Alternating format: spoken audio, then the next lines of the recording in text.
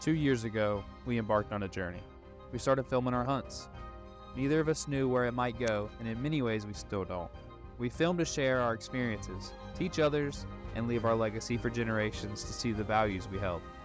Whether it's my first deer or Patrick's South Carolina monster, it allows us to create memories and ultimately share them. Today, we're going to share with you the cameras and gear we use to bring you with us on our journey. What's up, guys? My name's Cam. I've been hunting and filming my hunts for about 2 years now. Today we're going to do a deep dive and show you guys what we use to solo film out of a tree saddle. We have a budget camera, which is going to be my camera. Patrick has a expensive camera. So later in the video, I'll leave a timestamp here if you want to see the expensive camera. My camera is going to be the Canon M50. I bought the Canon M50 for about $350. I think they're going for about $400 to $400. It just depends. I bought mine off the Facebook Marketplace. It's essentially the same thing as a DSLR. It just has a mirror inside of it, and it makes it much lighter and stuff like that.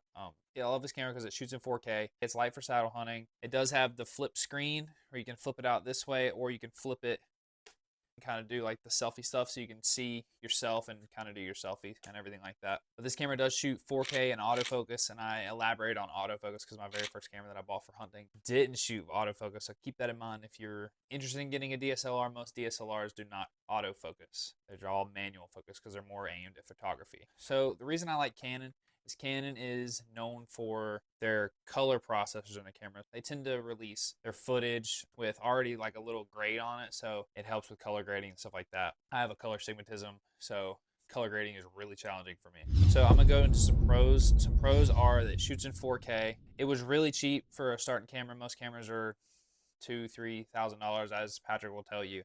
And it's a good entry-level camera. It's very small. I have a battery pack on here. This is where the base of it is, about right here. You can shave probably 2 inches off the bottom. So yeah, it is pretty small. But I love the fact that my camera autofocuses because it's like I said, the first one I had didn't autofocus, and it made it very difficult to hunt deer with. A con of this camera is going to be a poor battery life. So whenever I got it, I came with 4 batteries, and they all died extremely fast.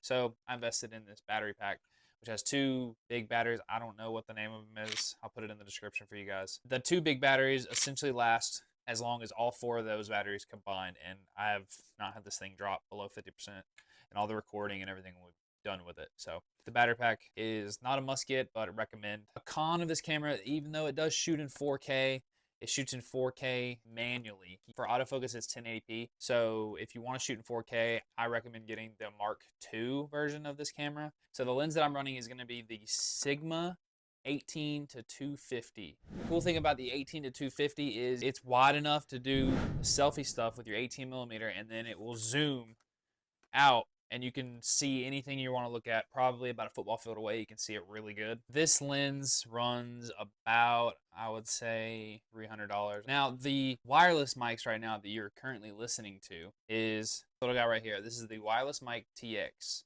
I believe you can get these on Amazon right now for like $150. They're on sale, I believe. But it comes with the receiver and then 2 mics, this one here and this one here. You can change it between original sound, noise cancellation, and like a reverb where it kind of echoes your voice. And it comes with a bunch of attachments where you got your little windscreen. You have windscreens for all of them. And then you have this so you can plug it into your camera. I'm thinking about running these this year just to give you guys some better audio because you guys deserve the top of the line. So that's what we try to give you here. We try to give you guys the best content we know how to give you at this point. Now for the POV cam, I have the GoPro Hero 10. So the cool thing about this camera for me is it's got a camera, or it's got a screen on the front. The screen on the front, with it up in the tree, doing a POV kind of style for me, I can see how it looks. I don't gotta look around and stuff like that. I can see how it looks. I bought this camera for about $200. They're running for about $250 in store. It shoots in 4 modes. It shoots in standard, time lapse, cinematic mode, and sport mode. The cinematic actually shoots in 5K and does like a little color grade to it, and it looks very cinematic-y. It's really pretty. What I really like about this little guy is it shoots 5K, shoots 4K, and it's waterproof. Good little piece. It's got a bunch of accessories for it. How I mount it into the tree is I put this little selfie stick thing. I just slide it into it, and it's got a little locking system here, so it locks in and you're good to go. And then I will slide this into this little clamp and then hook it on to a bow hook that I showed in the prior video about my saddle setup. So if you haven't seen that, go check it out. I hook it to that, and then you can move it all around, turn it however you need to turn it, get it going, put it exactly where you would like to put it. Cons would be you need a media kit. You need a special GoPro kit that attaches to this thing to attach any sort of accessories like lights or microphones. Like, I can't use this on it. I wanted to link this to it, but I can't because I don't have the media kit. So you have to get a media kit for it, and it allows you to have mic attachments and everything like that. And then a cool thing that I'm going to try out this year is actually the head mount. So POV of anything you want to really do, fishing, hunting, shooting your bow, you can get pretty cool stuff with the POV of this. So yeah, guys, this is what I personally will be running. This is kind of our more budget camera that we run. We're going to jump over to Patrick. He's going to tell you about our expensive camera that we use. Hey, what's up everybody? Today I'm going to be going over camera equipment, the pros and cons of the setup that I use, what I'm going to be looking at in the future, and just all the gear that comes along with filming your hunts. So this is what I'm using in the woods this year. It is a Sony A7 IV. The Sony A7 IV is a full frame mirrorless camera, so you're not restrained to a certain aspect ratio. It has 4K shooting capabilities. It has a 5-axis stabilizer built in. What I like about the mirrorless setup versus your DSLR is whenever you take a picture, you can hear it with the DSLR, but with a mirrorless camera, you can have a silent mode to where when you hit that button, it doesn't make any noise at all. As we all know, the quieter you are in the woods, typically the better. I'm using the kit lens that came with it. This is a 28-70. So when I'm at 28, it is pretty close to me, and I do find myself having to get really far back. But I mean, I'm in a saddle, so it's not too hard to do. But if I want to get my full face in frame at a 28, I am having to lean pretty far back from my camera just to get all of me. Like I said, they make a plethora of different lenses, and you can go down to virtually whatever setting that you want to set it to. I mean, this is 28. I've seen them down to like 12, just super wide angle, and then I've seen it go up to. This is 70, my max, and I've seen it go up to, I think, 600. And you won't find a 14 to 600 zoom range. You're not gonna have that, but you'd have to have multiple lenses to get there. For shooting my camera, I mean, my hunts and stuff, this is done great for me. If I had to change anything, I wouldn't change anything about the body itself. I would just get a different lens. There is cheaper options out there for lenses and for cameras. I went this route because I was into photography. I decided I was gonna start filming my hunts, and so this is just what I had on me. I don't regret it. I think if I had to buy a camera to hunt, I would probably get the same thing. I think it's the A7R is more directed towards filming, and then your A7S is more towards pictures, photography. I might have that backwards, I'm not sure. The A7, I wouldn't say it can do the best of both worlds, but it's a great middle ground if you want to do a little bit of both. I don't think I would change anything about the body. I would just get me maybe another lens. I think it's a 24 to 150, so that I could turn it towards myself and get all of me in camera, and then if something walks out in the woods and I want to capture that, a quick turn on your camera arm and you can zoom all the way up and count the hairs on his back.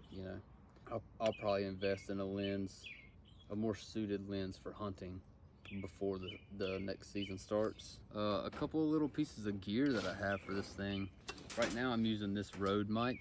So this Rode mic is about $100, and it's really good when I'm trying to get all of me in camera, and I got the camera way back here and I'm leaning back. The mic is mounted on top of the camera.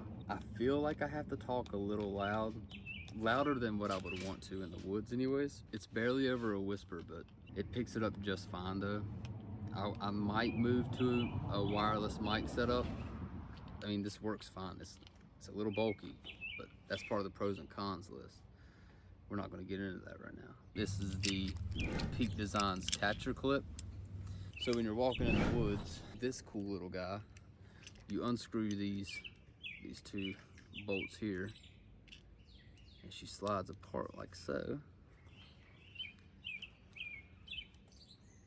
And you can put this on the actual strap, but I've got like some molly webbing here. And you slide that in between there and tighten this down. And you want to cinch this down pretty hard. There's a lot of money gonna be dangling from it. And then when you're walking through the woods and you got your backpack on your shoulders, your base plate slides right into this, and it's held on your backpack strap, which is really cool. If you want to disconnect it, there's a button here. You just press that button and it slides right off, and you can snap a video or something if it's not bow worthy. You know, I mean, we are out here hunting. If I walk up on a deer, I have a decision to make. You know, I can try to get it on camera, which is ideal. You know, that's what we want, but sometimes the decision is made to grab the bow first and not the camera. So the Peak Designs catcher clip is 70 bucks. The Sony A7 IV, if you were to just get the body, no lens, it's gonna run you $2,300.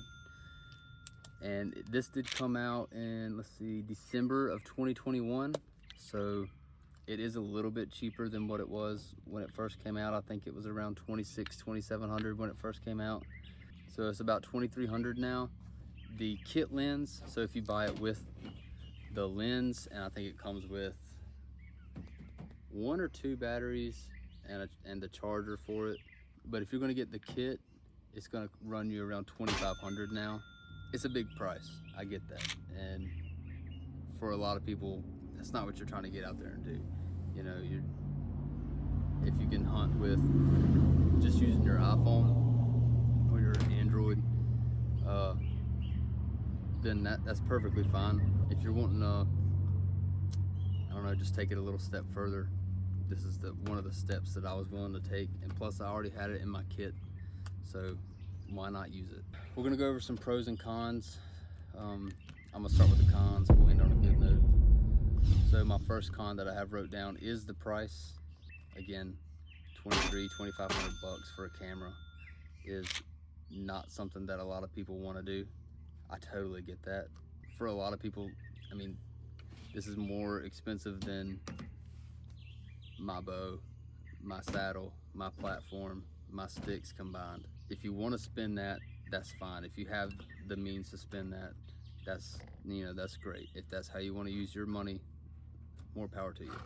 This is just a setup that I'm using and it's working for me. My next point is the weather. They claim that it is dust and moisture proof. I don't hunt in heavy rain. I didn't leave fast enough. It's not waterproof, it is water resistant. I would say that is a major con for a lot of people. It can be a little tricky to get used to the settings because it is so in depth and there is so much that you can do with it. The capabilities are really good, so with that comes a lot of different settings and fine-tuning that you can do on your own to capture whatever you want to capture the way that you want to capture it. And my last con that I have wrote down is the weight. Fully kitted out, I think this thing weighs right at 2 pounds. Let's run into some pros. Let's get some pros out of this. One of the pros is the capabilities. Another pro that I have is your interchangeable lenses. There's a white dot on here, up there, a white dot here, and you line up those 2 white dots and twist, and she's clipped in. Having interchangeable lenses is really cool. You can get really close to something, really far away from something with just the change of a lens. It is made really good. This is like a real grippy, rubbery mold, over mold texture, and then the body itself is made out of aluminum. Yeah, that's my pros and that's my cons. This is all my gear that I'm using. for the 2024 whitetail season. I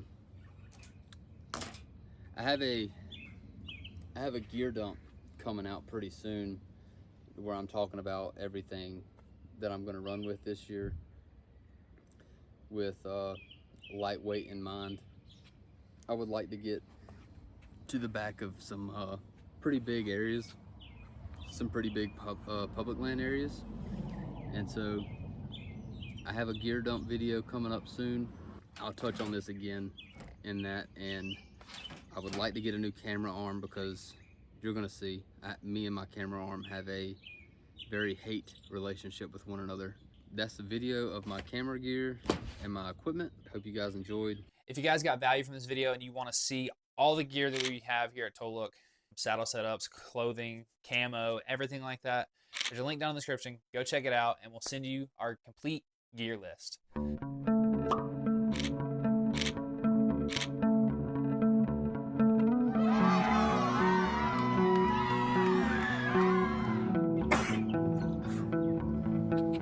going to edit that out.